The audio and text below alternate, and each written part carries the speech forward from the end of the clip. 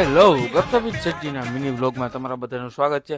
આજ તો આપણે ઠાકોરજીના દર્શન કરીને મસ્ત મજાનો મોસંબીનો જ્યુસ પી નીકળી ગયા દુકાન જવા। આજ તો જુનિયર સજ્જીને પણ સાથે આપણે લઈને નીકળી ગયા હતા। ત્યાં તો રસ્તામાં કંઈક આવો સીન જોવા મળતા જુનિયર સજ્જી આપણને વચ્ચે ઉતારીને જતા રહ્યા એકલા દુકાને। પણ પછી ત્યાંથી આપણે પણ નીકળી ગયા આપણી કાર ને બાઇક માટે પૌષ્ટિક આહારની ખરીદી કરવા। દુકાને આવીને આપણે બેસી ગયા આજનો આપણો હિસાબ કરવા અને હિસાબ કરીને આપણે બેસી ગયા જમવા। જમીને ઊભા થયા બાદ આપણે આવી ગયો તો આપણે કારખાનેથી નવો માલ તો આપણે કરી નાખ્યું એનું અનબોક્સિંગ અને શોર્ટિંગ। બસ પછી તો થોડી વાર આરામ કરી લીધો ને પછી અમે બંને ભાઈઓ લાગી ગયા કામ કરવા। આજના કસ્ટમર આપણા રહેવાના હતા ગોંડલના અને સાથે સાથે સાણંદના। આપણા ગોંડલના કસ્ટમરના ઓર્ડરની અંદર રહેવાની હતી સાવરિયા ચોળી, શબનમ ચોળી તેમજ ઝુમકી ચોળી અને તાર ચોળી, અને સાથે સાથે સાણંદના ઓર્ડરમાં રહેવાનું હતું શ્રીવલી ચોળી અને સ્ટાર વરિયા। તો તમે પણ આવી જ રીતે હોલસેલમાં ખરીદી કરવા માંગો છો તો આજે જ અમારી શોપ વિઝિટ કરો અથવા અમારા ઓફિશિયલ બેંગલ્સ પોઈન્ટના પેજને ફોલો જરૂરથી કરો।